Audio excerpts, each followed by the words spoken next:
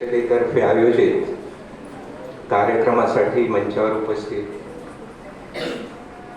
माडीवाले sir, Modak sir, Hemant sir आणि परिषदेचे इतर सर्व पदाधिकारी, आमच्या विद्यालयाचे मुख्याध्यापक, हितचिंतक आणि आमचे इंग्रजी माध्यमाचे विद्यार्थी. थोडा वेळ झालेला आहे तरी विद्यार्थ्याने ऐकायला येतं म्हणून ऐकायचं नाही, त्याच्यातून काय सांगितलं जातं ते महत्त्वाचं आहे, ते लक्षात घ्यायचं आहे. मी जास्त बोलणार नाही, 20 मिनिटाची मर्यादा असली तरी 15 मिनिटात मी माझं भाषण उरकत घेणार आहे.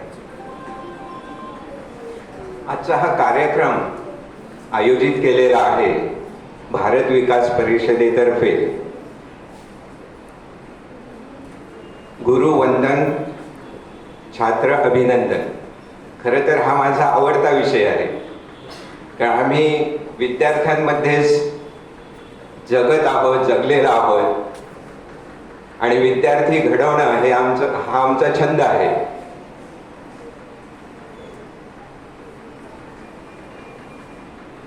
विद्यार्थ्यांना अभिनंदनासाठी पात्र करण्यासाठी खूप मेहनत घ्यावी लागते आणि गुरुजनांना त्यांना वंदन करण्यासाठी गुरूंना सुद्धा मदत घ्यावी लागते. हा दोघांमधला समन्वय आहे. विद्यार्थी घडवण्यासाठी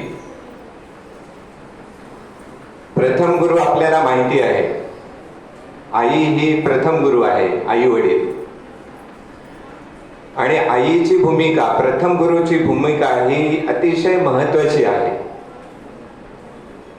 आई नसती तर, हा प्रथम गुरु नसता तर ही आपल्याला दुनियाच पाहायला मिळाली नसती. आईचे संस्कार अतिशय महत्वाचे असतात. विद्यार्थी मोठे करण्यासाठी, विद्यार्थ्यांना घडवण्यासाठी, त्यांचा सर्वांगीण विकास होण्यासाठी विविध स्पर्धा आयोजित कराव्या लागतात, विविध कार्यक्रम आयोजित करावे लागतात. प्री स्कूलचे विद्यार्थी असतील, पूर्व प्राथमिकचे विद्यार्थी असतील आणि जर पालक सभा असेल तर आम्ही पालकांना गुरुची भूमिका काय आहे, आई वडिलांची भूमिका काय आहे ही सांगताना त्यांच्या पुढे एक महत्त्वाचा विचार आम्ही ठेवतो. तो विचार असा, गुरु देवो भव आपण म्हणतो, बरोबर आहे, पण आम्ही ती संकल्पना थोडी वेगळी केलेली आहे. गुरु देवो भव ऐवजी विद्यार्थी देवो भव. कारण विद्यार्थी आहेत, आता सरांकडून सांगण्यात आलं, विद्यार्थी मोठे करण्यासाठी गुरुला देखील परिश्रम घ्यावे लागतात आणि विद्यार्थ्याने गुरुचं नाव उज्ज्वल करण्यासाठी विद्यार्थ्याला देखील, शिष्याला देखील मेहनत करणं गरजेचं असतं. तर लहान विद्यार्थ्यांच्यासाठी पालकांना सूचना देताना आम्ही सांगतो, आपल्याला देश घडवायचा आहे. त्या दृष्टीने प्रयत्न करताना हे छोट्या शिशूचे छोटे छोटे विद्यार्थी असतात, 1ली 4थी पर्यंतचे, तर त्यांच्याकडे खास करून लक्ष द्यावं लागतं. विद्यार्थ्याला सकाळी, विद्यार्थी म्हणजे ह्या ज्ञान मंदिरातील सजीव देव आणि ह्या सजीव देवाची मनोभावे पूजा करणारे पुजारी, आई वडील, शिक्षक, संस्थाचालक आणि समाज, ते ज्याने त्याने आपापली भूमिका यशस्वीरित्या पार पाडणं गरजेचं आहे. अर्थात ही भूमिका पार पाडत असताना लहानपणापासूनच संस्कार व्हायला पाहिजे.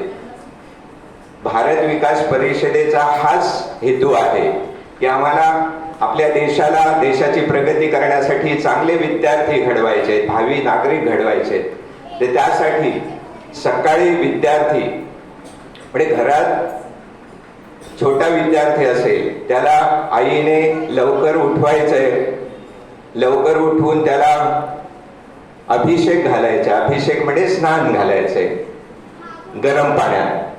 त्याच्यानंतर त्याला वस्त्र परिधान करायचे. हा सजीव देव आहे, हा प्रसन्न व्हायला पाहिजे, त्यासाठी घरातूनच त्याची पूजा व्हायला पाहिजे. त्याला स्वच्छ नीटनेटकं वस्त्र द्यायला पाहिजे, नेसवायला पाहिजे. त्याच्यानंतर त्याच्या आवडीचा प्रसाद द्यायला पाहिजे, त्याला नैवेद्य दाखवायला पाहिजे. हे घरच्या गुरुनेच करायचंय. त्याच्या आवडीचा प्रसाद द्यायला पाहिजे, चपाती भाजी. म्हणजे देव प्रसन्न होईल. घरातून शाळेकडे वाटचाल करताना तो प्रसन्न होईल. त्याच्यानंतर मग आई वडिलांनी त्या सजीव देवाला शाळेच्या गेटपर्यंत आणायचंय. आणि गेटपर्यंत आणल्यानंतर मग गुरु बदल होतात. आई विद्यार्थ्याला गुरुच्या ताब्यात देणार. गुरु म्हणजे शाळेचे शिक्षक, दुसरे गुरु. मग त्याने हसत खेळत त्यांना शिकवायचंय. त्यांची प्रगती कशी होईल सर्वांगीण त्या दृष्टीने त्याने प्रयत्न करायचे.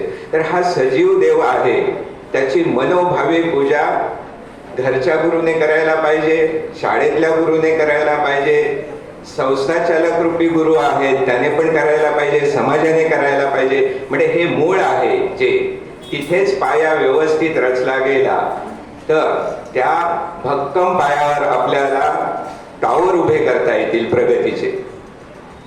तर ही संकल्पना आम्ही राबवीत आलेलो आहोत. आपल्याला गुरु शिष्य परंपरा माहिती आहे. तेंडुलकर नाव माहिती आहे ना विद्यार्थ्यांनो? ते तुमच्या परिचयाचं आहे. पण एकलव्य, द्रोणाचार्य हे पण नाव माहिती आहे तुम्हाला, बरोबर? कृष्ण, अर्जुन